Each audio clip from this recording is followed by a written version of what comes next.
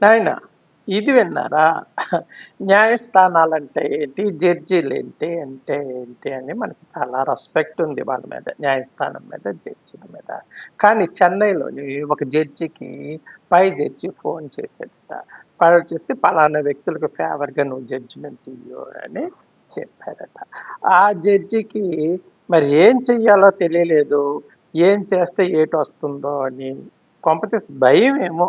ఆ! కింద జడ్జి కింద జడ్జికి. ఆ జడ్జి ఏం చేశాడంటే, పై జడ్జి ఇచ్చాడు కదా! పలానా వాళ్ళకి ఫేవర్‌గా నువ్వు జడ్జిమెంట్ ఇయ్యని.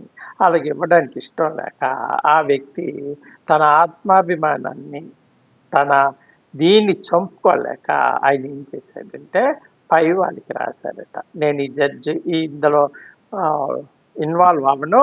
ఈ తీర్పుని ఇంకో జడ్జి ఇచ్చుకోమనండి. నేను మాత్రం ఇవ్వను అని పై అధికారులకి తెలిపాడట. అంటే ఈ కేసు ఇంకొక జడ్జి దగ్గరికెళ్తది. మరి ఆ జడ్జికి కూడా పైనున్న జడ్జి ఫోన్ చేయడు. పలానోళ్ళకి జడ్జిమెంట్ ఇవ్వాలని. కానీ ఈ కింద జడ్జి మొదట ఉన్న చెన్నైలోని కింద జడ్జి మాత్రం తనకు ఇష్టం లేని పని చేయడానికి అంగీకరించక పైయోడు చెప్పింది చెయ్యాల. చెయ్యకపోతే కుదరదు. కాబట్టి తన ఆత్మాభిమానాన్ని, తన అభిప్రాయాల్ని అలాంటి వాటినన్నీ చంపుకొని దాని జడ్జిమెంట్ ఎవరికి ఇమ్మంటున్నాడో ఆడికి ఇవ్వలేక నేను ఈ కేసు నుండి ఉపసంహరించుకుంటున్నాను. ఈ కేసు మరొక కోర్టుకి బదిలీ చేసి అక్కడ ఏ జడ్జికి ఇమ్మని. మరి అక్కడ ఏ జడ్జికి ఇచ్చినట్టు మరి ఫోన్ చెయ్యి ఆడు. ఫోన్ చేస్తాడు పై జడ్జి. మళ్ళా ఫలానా వాళ్ళకి నువ్వు ఇయ్యు అని.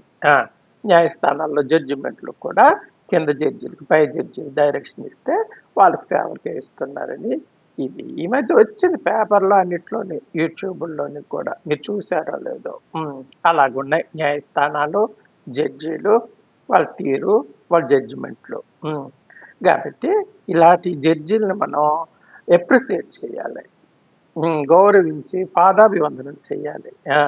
పై వాళ్ళు చెప్పినా సరే నేను వినను అని మాట అనుకుంటా, నేను చెయ్యను అని తప్పించుకొని తాను మాత్రం పవిత్రంగా ఉండడానికి ఆ జడ్జి ప్రయత్నం చేసినందుకు ఆ జడ్జిని అభినందించాలి. ఉంటానే.